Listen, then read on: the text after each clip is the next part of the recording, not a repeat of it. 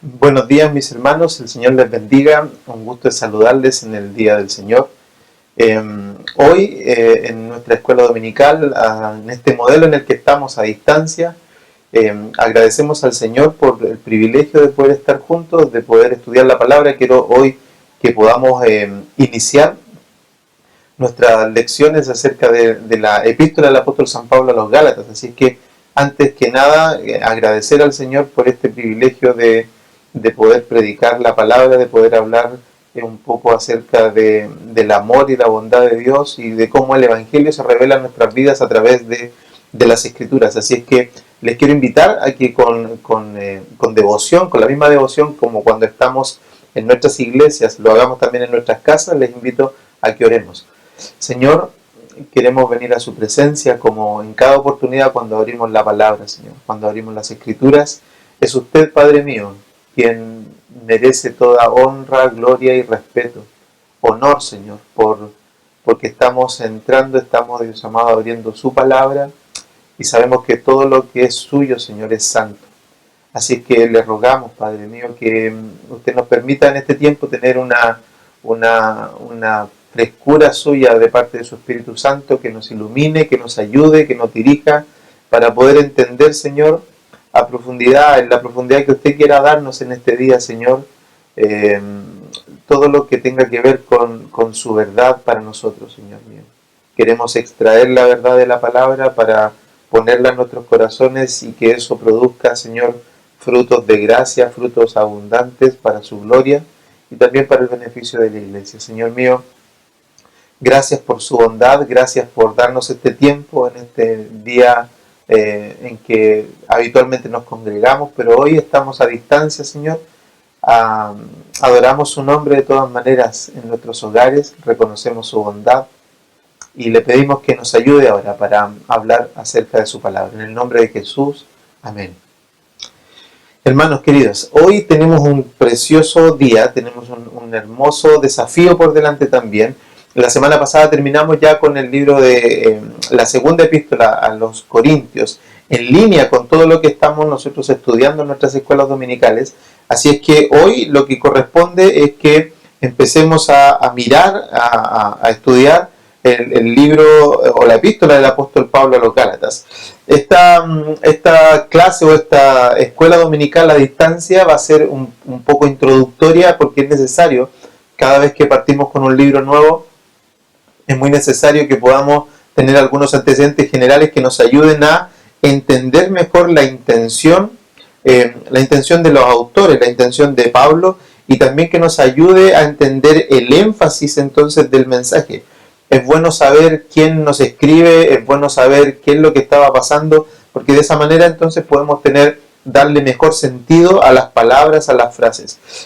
Vamos a ir recordando algunas cosas, algunos datos, y al final quiero mostrar cómo va a ser el panorama de estos 6 capítulos, en donde vamos a hablar principalmente de la gracia del Señor, del Evangelio, y de cuestiones como las que vamos a ver, que son muy, muy relevantes. Esta carta, hermanos queridos, para introducir, es una carta que no deja espacios a las ambigüedades. Esta es una carta directa, es una carta que va a hablar del Evangelio, y es una carta por la cual incluso personas podrían estar dispuestas a dividirse, a separarse, en términos de no coincidir con las doctrinas que Pablo está predicando o que está llamando la atención de la iglesia de Galacia. Así que les quiero invitar a que podamos iniciar este estudio y podamos primero revisar algunas cosas que son datos que son necesarios. Lo que dijimos, primero veamos acerca del autor, y en el autor nosotros sabemos por los primeros 2 versículos de la carta que nos introducen al apóstol Pablo. Es el apóstol Pablo, es quien está escribiendo a la mayoría de las iglesias del Nuevo Testamento, y en esto entonces tenemos que comprender que Pablo se está presentando nuevamente, como en todas las cartas. Pablo dice apóstol, no de hombres ni por hombres, sino por Jesucristo y por Dios el Padre, que lo resucitó de los muertos. Y todos los hermanos que están conmigo a las iglesias de Galacia. Fíjense que aquí el énfasis, como para ir entendiendo la intensidad de la carta, de inmediato nos damos cuenta de que Pablo se está presentando, pero se está presentando y de inmediato él está poniendo, además de su nombre, sus credenciales. Es decir, él está diciendo: yo soy Pablo, pero soy apóstol. Y estos son detalles que quiero que vayan teniendo ahí al margen, porque al final se van a dar cuenta de por qué Pablo está poniendo todos estos indicadores en cada uno de estos espacios donde está avanzando. La fecha de la carta es algo que también es relevante para nuestro estudio. No vamos a hacer un estudio profundo respecto a esto, ni vamos a entrar en muchos detalles, pero sí lo que quise resaltar son algunos datos que nos van a ayudar a entender de nuevo el mensaje de Gálatas. La carta se entiende que probablemente fue escrita o que podría estar situada entre los años del 48 al 50. La manera en que sucede esto, la manera en que se establece como una carta o en qué periodo de tiempo esta fue o enviada o escrita, es simple de decir, no es simple de hacer, pero en términos prácticos se hace a través de deducir hechos, digamos, que están en otras porciones de la Escritura. Los eruditos lo hacen de esta manera: van investigando, van mirando porciones de las Escrituras, van cruzando pasajes, van cruzando hechos, de tal manera que cuando establecen una fecha que sí la dice la Escritura, y a partir de esos acontecimientos se dan cuenta de que van coincidiendo las cosas, entonces es posible acercar la fecha de una carta. Esto es lo que más o menos sucede en este caso. Hay al menos dos indicadores que podrían dar con la fecha en esta posición donde la estamos dando, donde la estoy indicando, y eso es relevante para el contenido de la carta. El primer dato es que se entiende por mismo Gálatas 2.1 que Pablo llevó a Tito consigo a Jerusalén. Y esto tuvo que haber sido entonces después de su primer viaje misionero. Eso lo entendemos por Hechos 13, capítulo 13 y capítulo 14. Porque precisamente en esos capítulos es que, o a partir de esos capítulos al capítulo 15, se da este gran hecho del concilio de Jerusalén. Y nosotros sabemos que es en ese concilio, es en ese momento del tiempo, donde se produce una explosión, una expansión hacia el pueblo gentil de las iglesias. Sabemos que desde ahí entonces que nace todo el empuje misionero, ¿cierto? Se da mayor fuerza, se da mayor énfasis, y Pablo es ahí donde también va a defender la predicación hacia los gentiles, y entonces se producen varias cosas ahí que son las que vamos a ver ahora en la carta. El trasfondo entonces, el trasfondo de esta epístola tiene que ver con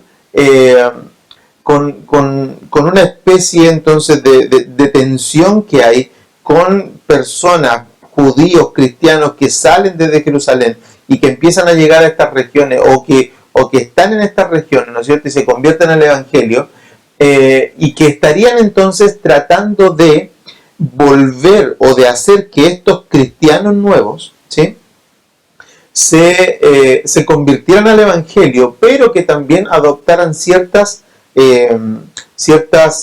normas, ciertas leyes, ciertas formas que los judíos tenían en sus propias leyes. Recordemos que los judíos, para entender un poco esto también, los judíos tenían en el Antiguo Testamento básicamente tres formas de leyes: la ley civil, tenían la ley ceremonial y tenían la ley, digamos, la ley moral, perdón. La ley moral. Entonces son estas tres leyes las que definen la identidad de un judío. Ellos tenían una ley civil, que era todo lo que nosotros conocemos, digamos, por Levítico, las maneras de comportarse, las maneras de comer, las maneras de establecerse, las maneras de viajar, las maneras de resolver sus problemas sociales, qué sé yo. Todo eso estaba ahí en la ley civil. Había otro aspecto de la ley que era la ley sacerdotal, que tenía que ver con los cultos, cómo se hacían las ofrendas, cómo se hacían los sacrificios, cómo debían adorar al Señor, cómo debían los sacerdotes comportarse, un montón de cosas que tenían que ver con eso. Pero ya había otra ley que era la ley moral, era la que establecía la relación con Dios, la dependencia entonces absoluta con Él. Esto o partes de estas leyes entonces son las que estos judíos cristianos están tratando de hacer que los nuevos gentiles cristianos también adopten. Entonces ellos de alguna manera están tratando de acomodar. Es relevante el dato del inicio de esta carta, porque recuerden ustedes que si es que esta carta es una de las primeras cartas del apóstol Pablo, es una de las primeras cartas, entonces lo que estamos viendo es que es una iglesia que es más bien una iglesia nueva, es una iglesia que está aprendiendo, y probablemente había muchos vicios, y obviamente había muchos vicios que estaban intentando ser conciliados entre las mismas personas de la iglesia. Nos pasa a nosotros hoy día en nuestras iglesias que de repente no nos ponemos de acuerdo en ciertas situaciones, siendo ya que tenemos tanta historia y tenemos tanto conocimiento. Imagínense ustedes lo que era para esa iglesia inicial, esa iglesia primitiva, tratar de entender todo. Por eso era que había tanta claridad en los apóstoles, por eso es que había tanta claridad en Pablo, por eso es que había tanta claridad de cómo hacer que la iglesia funcionara. Y ahí está entonces la tensión con la que nos estamos encontrando. Si la circuncisión entonces era vista como un símbolo de fidelidad por los judaizantes, entonces desde ahí es que se establece la tensión y la resistencia entonces de ver a gentiles entrando al pueblo de Dios sin esa marca. La circuncisión era un tema, era todo un tema. Entonces algunos judíos lo que querían hacer o lo que estaban haciendo era argumentar incluso que era necesario para ser judío tener esa marca. Y llegar entonces así a ser acepto ante el Señor, además de cumplir las leyes, tener la marca de la circuncisión. Y por otro lado, incluso argumentaban algunas cosas, o podrían entender ellos, o deducir cosas como si Pablo entonces abogaba por el bautismo de un creyente, ¿sí?, que era una decisión posterior al Antiguo Testamento, entonces porque ellos no podían entonces exigir la circuncisión a estos también nuevos creyentes. Y entonces había una tensión, pero Pablo lo va a explicar y lo va a defender, y aquí es como más bien como un pitbull. Pablo va a ser como alguien que no va a tener misericordia con ninguna de las cosas que va a decir, y aquí vamos a empezar a ver el carácter, porque si hay lugares o si hay cartas por las cuales se podía pelear Pablo, o en cartas donde Pablo se podría pelear, era esta, precisamente, Gálatas.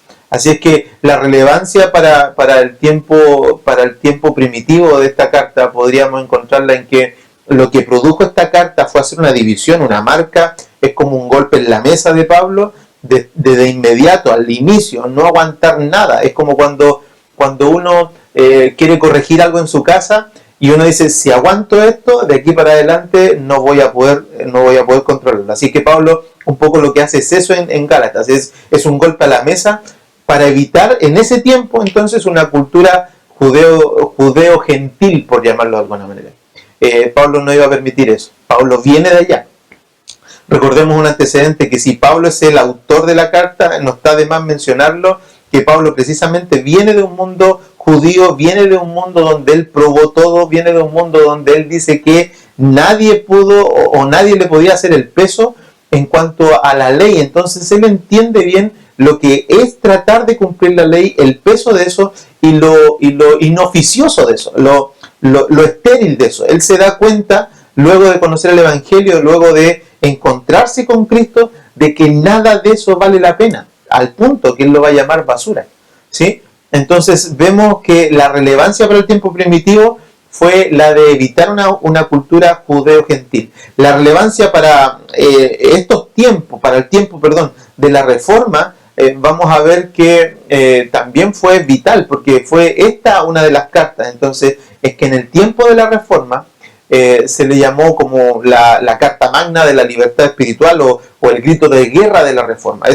Esta fue la carta donde Lutero se encuentra también con la salvación por fe. Se encuentra aquí con que aquí lo único que se establece es decir, saquen todo rudimento, saquen todo peso y quedémonos con la gracia, el Evangelio, quedémonos con la fe, porque eso es lo que salva.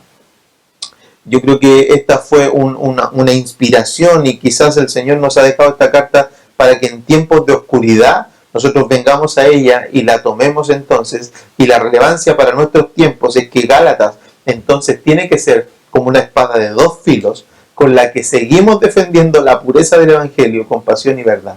Así es que la importancia de Lutero, fíjense ustedes algunas cosas, yo creo que esto lo vamos a encontrar en muchas partes, pero la importancia de Lutero, hay algunas notas en algunos libros que dicen que, por ejemplo, para Lutero, él decía que él estaba casado con esta epístola.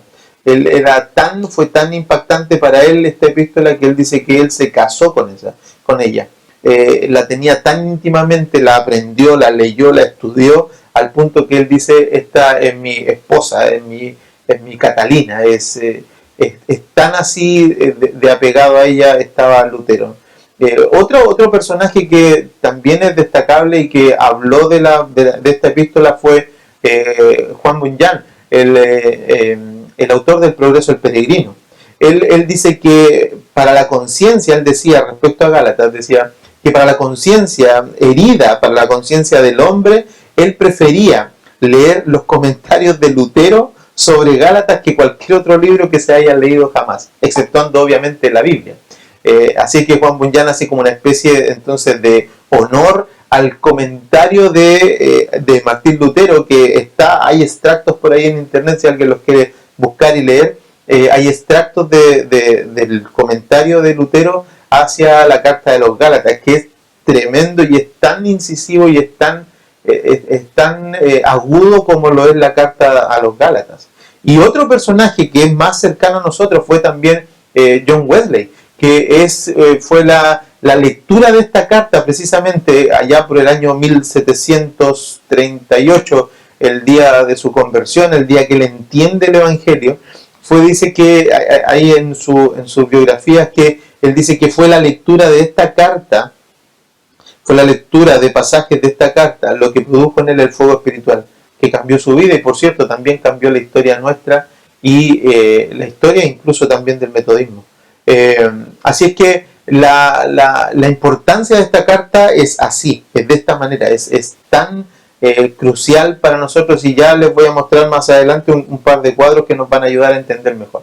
Así es que otros aspectos de la carta son, por ejemplo, la manera en que está escrita. Gálatas, como les dije, no es una epístola distinta a las anteriores en términos de lo incisivo que es y de lo precisa que es. Son 6 capítulos, pero algunos comentaristas la llaman como un campo un campo minado, porque donde pisas, cualquier versículo que tocas es como una explosión, es como una bomba que te revienta y que te puede, digamos, aniquilar si es que no estás bien preparado. Entonces es como una carta en verdad que está usando Pablo aquí. Dicen algunos comentaristas de los que leí que Pablo en esta carta usó dos cosas que ya la quisiéramos tener todos los predicadores. Usó dos cosas, usó pasión, toda la pasión que pudo, todas sus emociones que pudo las puso aquí, pero también usó todos sus conocimientos de retórica, todos sus conocimientos acerca de cómo defender, acerca de cómo presentarse en tribunales. Dicen los eruditos que esta carta está muy precisamente escrita con técnicas de retórica de ese tiempo que se usaban en tribunales. Entonces, lo que busca Pablo es convencer a su audiencia. Él no está aquí diciendo cosas por decir ni tratando de quedar bien con nadie. Él está tratando de influir en todas las personas que están leyendo esa carta. Es de esas cartas severas, es una epístola directa, entonces sin protocolos convencionales. Esto es por su contenido. Vamos a ver más adelante que su contenido es cardinal. Él va a hablar, si no estás en la fe y estás añadiendo algo a la fe, rompiste el Evangelio. Si estás añadiéndole algo al Evangelio puro, a la gracia, a la fe, estás perdido, no tienes por dónde. Eso no es Evangelio, eso es otra cosa. Y cualquier cosa que no sea Evangelio, Pablo la va a llamar anatema a cualquiera que predique una cosa así. Entonces fíjense la cardinalidad que esta carta tiene. Pareciera extraño, entonces, en un comentario, hago una cita de un comentario. Dice, pareciera extraño que Pablo tenga palabras elogiosas para los creyentes mundanos, disidentes, inmorales e inmaduros de Corinto, pero ninguna para los santos de Galacia. A los Corintios escribió, gracias doy a mi Dios por siempre por vosotros, porque la gracia de Dios que os fue dada en Cristo Jesús, porque por todas las cosas fuisteis enriquecidos en Él, en palabra, en ciencia, así como en testimonio acerca de Cristo, ha sido confirmado en vosotros, de tal manera que nada os falta en ningún don, esperando la manifestación de nuestro Señor Jesucristo. El apóstol no expresó por escrito esta clase de cumplido para la iglesia de Galacia. La diferencia radicó en que, a pesar de que la situación deplorable de Corintios, era una situación muy deplorable de Corintios, el problema de allí, de Corintios, era una cuestión más bien que tenía que ver con cuestiones morales, con cuestiones de conducta. Pero el caso de Gálatas no, el caso de Gálatas es que si alguien seguía la iglesia con el modelo que estaban empezando a hacer los Gálatas, era otro evangelio, era otra iglesia, no era la iglesia de Jesucristo. Y esa es la relevancia por la que nosotros tenemos que entender la razón por la cual Pablo está defendiendo y está haciendo defensa del evangelio. Así es que Gálatas no es un tratado teológico suelto, sino que es una carta, dice el comentarista, una carta profundamente personal, que sale del corazón dolido de un hombre piadoso que se lamenta por sus hijos espirituales, cuya fe y manera de vivir se corrompían bajo la influencia de falsos maestros. El clamor de su corazón a los creyentes de Galacia era: estad firmes en la libertad con que Cristo nos hizo libres y no estéis otra vez sujetos al yugo de la esclavitud. Cierro ahí el comentario. Cierro el comentario porque creo que con esto es suficiente como para introducir lo que vamos a conversar acerca de los versículos de Gálatas. Hermanos queridos, ¿por qué era distinto entonces? ¿Por qué esta carta es tan trascendental? Yo pensaba en esto y meditaba en el asunto de la diferencia con Corintios. Y precisamente lo que vemos es que aquí lo que está en juego es la pureza del Evangelio. Diluir el Evangelio es una cuestión terrible que Dios no va a aceptar en nadie y que Él pretende y quiere que sus hijos, los que predican la palabra, también la defiendan. Así es que tenemos que mirar esta carta ahora, empezar a mirarla con un sentido de agudeza, y aquí probablemente vamos a tener que algunas cosas decir que no nos van a gustar a nosotros mismos, probablemente algunas cosas tenemos que decir y corregirnos y en eso también ser honestos de que lo que tenemos que buscar es que prime la gloria del Señor, y eso va a ayudarnos entonces en la carta de Gálatas. Cualquier persona que tenga un evangelio medio distorsionado con Gálatas o se encarrila o se va. Pablo lo dijo así. Pablo, de hecho aquí en Gálatas vamos a ver esta tremenda discusión o esta tremenda pelea que tiene con Pedro. O sea, dos apóstoles enfrentándose, y Pablo no le hace asco ni le hace el quite a enfrentar a otro apóstol por causa de la verdad. Así es que les quiero invitar ahora a que me ayuden, o sea, que veamos juntos un pequeño gráfico, porque con esto quiero hacer el panorama de Gálatas, y para que podamos entonces ir terminando esta primera parte o esta cuestión introductoria, y más tarde voy a hacer algunos comentarios que aplican también a nosotros. Entonces miren, Gálatas, el libro de Gálatas podríamos entenderlo de esta manera. Vamos a tratar de dividir los 6 capítulos que tiene de esta manera. Lo central lo vamos a encontrar al principio. Yo ya les dije, Gálatas no va a perder el tiempo con nosotros. Pablo en Gálatas lo que nos va a hacer ver es de inmediato lo que estamos poniendo en juego si es que nos vamos a desviar a uno del otro lado. Entonces, la libertad del Evangelio, estar libres en el Evangelio, conservar la gracia del Evangelio, está en el centro. Es como, si ustedes lo grafican, esta idea de un monte donde donde estamos en el pináculo del monte, estamos ahí arriba, ¿cierto? Pero que tenemos el peligro de caer hacia dos extremos. Entonces, la libertad está en el centro, con Dios el Padre, con Jesucristo su Hijo, con el Espíritu Santo, ¿cierto? Con la fe en el Hijo de Dios, con la cruz de Cristo, con la salvación por gracia, con la resurrección de Cristo, con el arrepentimiento de los pecados, ¿sí? Y sin ninguna otra cosa más. La gracia y la libertad está dada por esa figura de estar arriba de un monte, entonces, con la fe y la sola fe, la que defendía Martín Lutero. Entonces, tenemos una segunda idea. Entonces, ¿cómo se describe esto?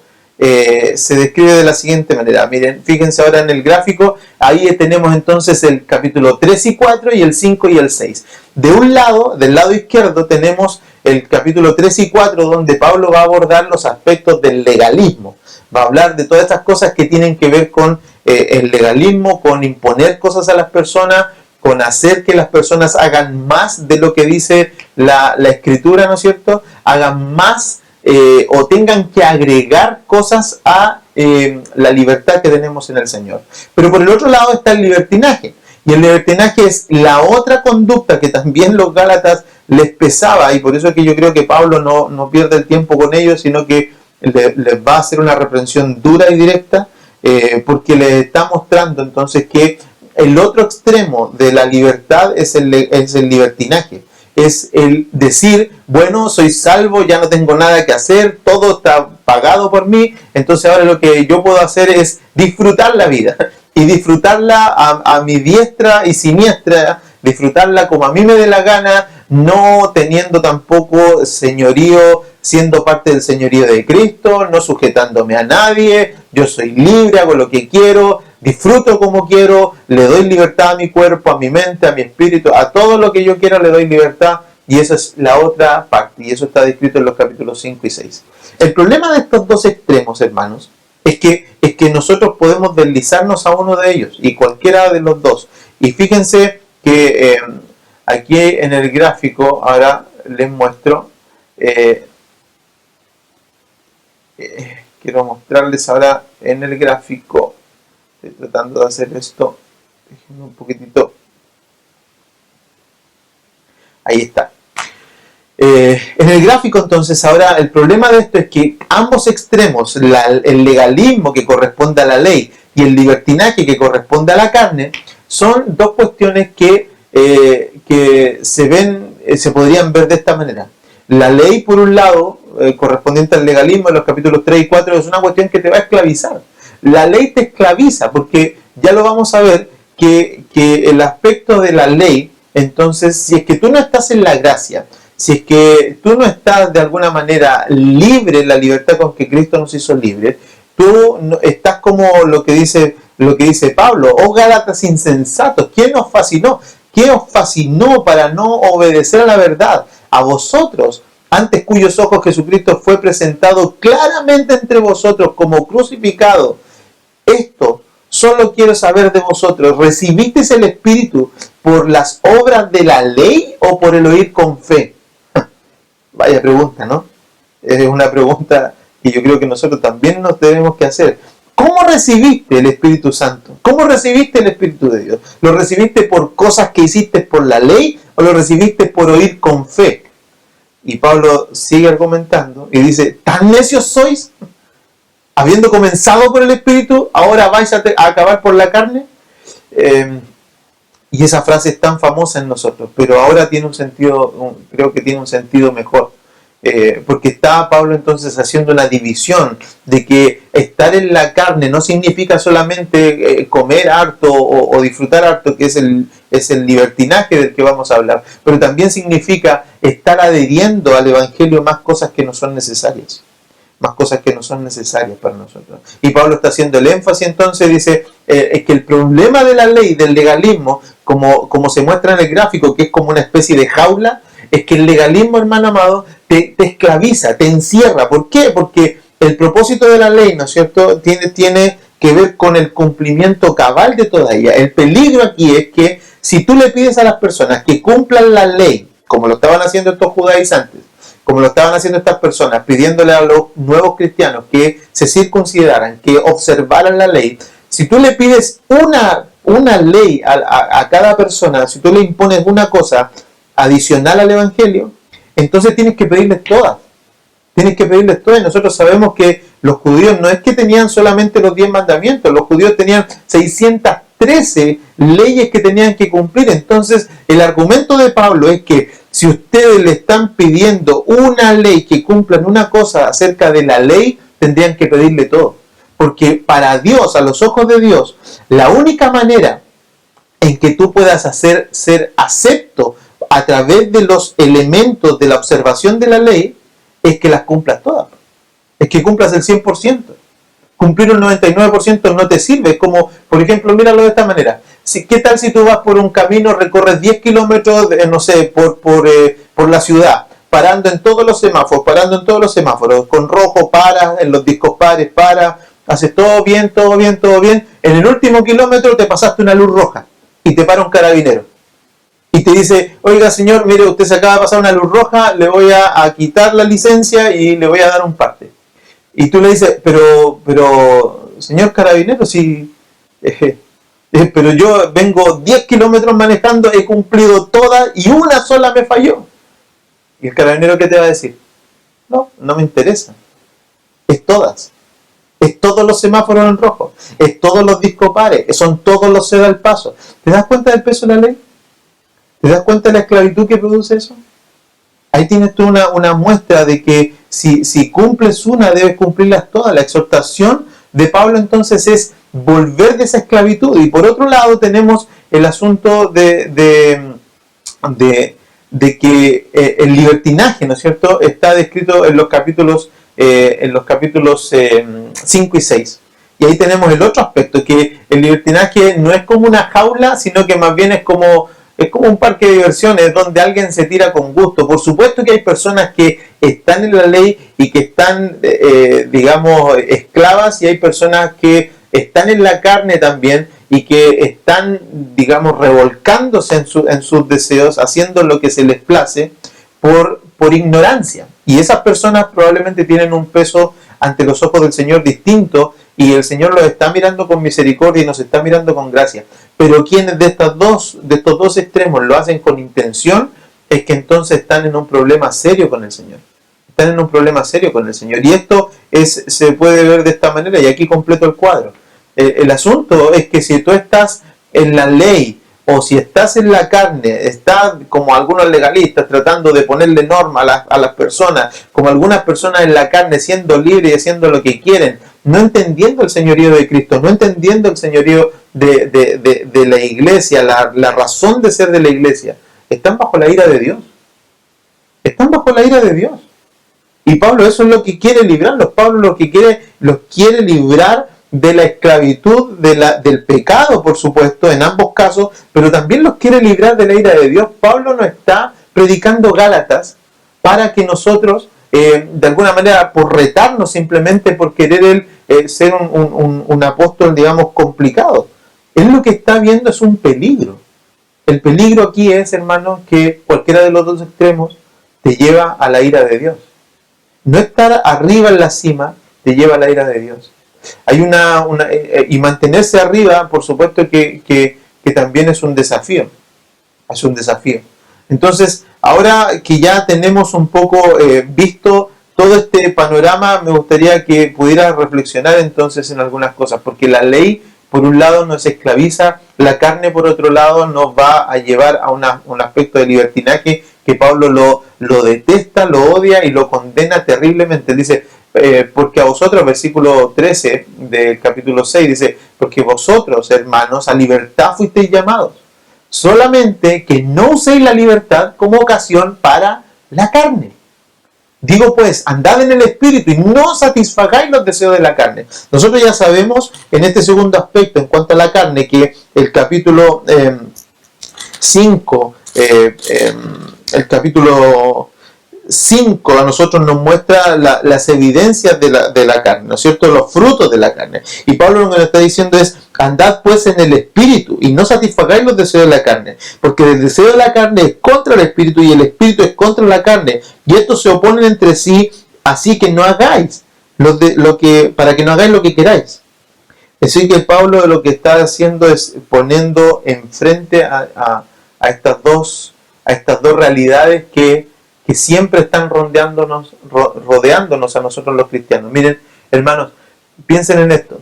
La manera más fácil de Satanás de destruir la iglesia, o de hacerle daño a la iglesia, o de hacer retroceder a la iglesia, o estancarla, no es desde afuera. A veces nosotros nos preocupamos mucho, y ahora aquí estoy haciendo los comentarios ya que nos sirven a nosotros. A nosotros a veces nos pasa que le ponemos mucho énfasis a lo que desde fuera se producen como ataques a la iglesia. Y no nos damos cuenta de que esos ataques nada pueden hacer desde fuera. Siempre que la iglesia ha sido atacada desde fuera, lo que sucede es que la iglesia es fortalecida. Siempre que la iglesia es atacada desde fuera, es como que produce el efecto contrario. En vez de achicarla, en vez de hacerla retroceder, la iglesia se fortalece, crece, porque es natural. Siempre crecemos en términos, en momentos de presión. La iglesia, el Señor siempre la ha sostenido. Y Satanás sabe esto. Satanás no la va a atacar desde afuera. Pero cuando la ataca desde dentro, ahí sí es distinto. ¿Sabes por qué? Porque de adentro el ataque es más bien diluir el evangelio, es estorbarnos, es confundirnos, es poner a las personas en uno de estos dos extremos, en el legalismo, y entonces empezamos nosotros a tener conductas media extrañas, empezamos a tener conductas, digamos, que intentan poner, no sé, mira, los intentos sutiles a veces de iglesias de poner raíces judías en sus iglesias. Son una cuestión extraña para Pablo. Judaizar, por ejemplo, sería predicar también un evangelio por obras. Sería decirle a las personas que tienen que hacer tal cosa y si no son aceptos al Señor. Aquí hay muchos ejemplos de esto. Hay muchos ejemplos de cosas que las cargas se le han puesto a las personas y los han, de alguna manera, modernamente los han tratado de judaizar. Y probablemente las vamos a mencionar más adelante y profundicemos en ellas, pero yo recuerdo tristemente experiencias. Yo en algún momento, cuando tenía personas con las que trabajaba, un día incluso me llamó un pastor y preguntándome antecedentes acerca de uno de los trabajadores porque era perteneciente a su iglesia. Y la razón por la que me estaba pidiendo antecedentes era porque este hermano no le había diezmado. Y me estaba pidiendo antecedentes si yo le había pagado el sueldo, si yo había hecho alguna cosa, porque el hermano no le estaba diezmando. Entonces él le estaba poniendo una carga al hermano y lo estaba llamando. Y el hermano incluso yo creo que hasta por temor ya no estaba yendo a la iglesia o se había ido de vacaciones porque no lo veía, no tengo idea. Pero fíjate cómo llegan los extremos de personas a ponerle carga a los hombres. De hacer que un alma no vaya a la iglesia por temor a que no lleva su ofrenda. Cuando nosotros aquí no podemos, ¿no es cierto?, obligar a las personas. El texto lo va a decir, la escritura nos lo va a decir. Todas esas prácticas que nosotros no podemos traspasar al Nuevo Testamento no son obligatorias. Ahora, eso no quiere decir que en este aspecto haya una libertad entonces de no hacerlo, porque sí los sacerdotes pasaron, sí pasaron los pastores, sí pasó la iglesia al Nuevo Testamento, y las iglesias deben ser sostenidas, pero no por la carga, ni la imposición, ni la obligación de las personas. En el Nuevo Testamento el dar tiene otro concepto, es querer dar, es hacerse consciente de que tienes que dar, es hacerse consciente de que la iglesia necesita sostenimiento, de que tus pastores necesitan sostenimiento, de que el evangelio debe ser extendido. Son esos los indicadores por los cuales un creyente debiera hacerse consciente de que debe ofrendar, pero no por la imposición de que alguien le diga, si tú no ofrendas, el Señor no te va a bendecir. Judaizar es como eso. Si pudiera encontrar un ejemplo más gráfico, lo haría, pero creo que esto refleja lo que es imponer carga. Tenemos otras muchas sutilezas más, no sé, imponer a las personas un modo de hablar, un modo de comportarse, un modo de vestir, un modo de de hacer las cosas. Son cuestiones que nosotros las hacemos por orden en nuestras iglesias. Yo amo ir con corbata a mi iglesia, yo amo estar con corbata en el púlpito, porque cuando estamos en público, cuando lo hacemos en público, representamos al Señor y estamos de alguna manera mostrando que queremos representarlo lo mejor posible y por eso lo hacemos así. Pero eso no implica, no tiene implicancias directas en la salvación de una persona. Los hábitos no hacen la salvación. Martín Lutero esto lo entendió. Él era una persona de hábitos. Fíjense cómo dos íconos nos muestran esta realidad. Pablo en la iglesia primitiva, Martín Lutero acá. Ambos venían de una cultura, ¿no es cierto?, donde probablemente Pablo judío, Martín Lutero un monje, ¿no es cierto? Y ambos entienden por la verdad del evangelio que esas cosas nada tienen que ver con su salvación ni con su paz con Cristo el Señor. Y entonces las dejan y no vuelven nunca más. Y entonces lo que hacen ahora es ponerse frente a las personas que quieren hacer eso y les dicen, no lo hagas, no lo hagas. Estás siguiendo un evangelio que no es el evangelio de Dios. Judaizar es deslizarse, es desligarse de Cristo y abrazar costumbres y prácticas que a veces fueron, no a veces, sino que fueron solo dadas a Israel. El peligro de judaizar, hermanos, del peligro de poner cargas a las personas es que le estás dando otro evangelio, les estás dando otra cosa que no es Cristo. Y Dios maldice a las personas que le llaman anatemas. Pablo le llama anatemas a esas personas. Otro ejemplo concreto, ya para ir terminando, que se me ocurre con esto, es que, por ejemplo, en nuestro tiempo debemos cuidarnos de iglesias que tienen estas costumbres judaizantes o mesiánicas, que piensan, no sé qué, porque que son más espirituales, por cantar en hebreo, por hablar en arameo, por hablar en lenguas arameas, por vestir como judíos, por abstenerse de ciertos alimentos. Eso nada tiene que ver. Nada tiene que ver. Pablo se lo dijo a los colosenses en esta misma línea. Le dice, por tanto, nadie os juzgue en comida o en bebida, o en cuanto a los días de fiesta, ni en luna nueva, ni en días de reposo, porque todo lo cual es sombra de lo que ha de venir, pero el cuerpo es de Cristo. Así que ahí tenemos nosotros una idea, hermanos, de esta carta y de lo que vamos a empezar a ver.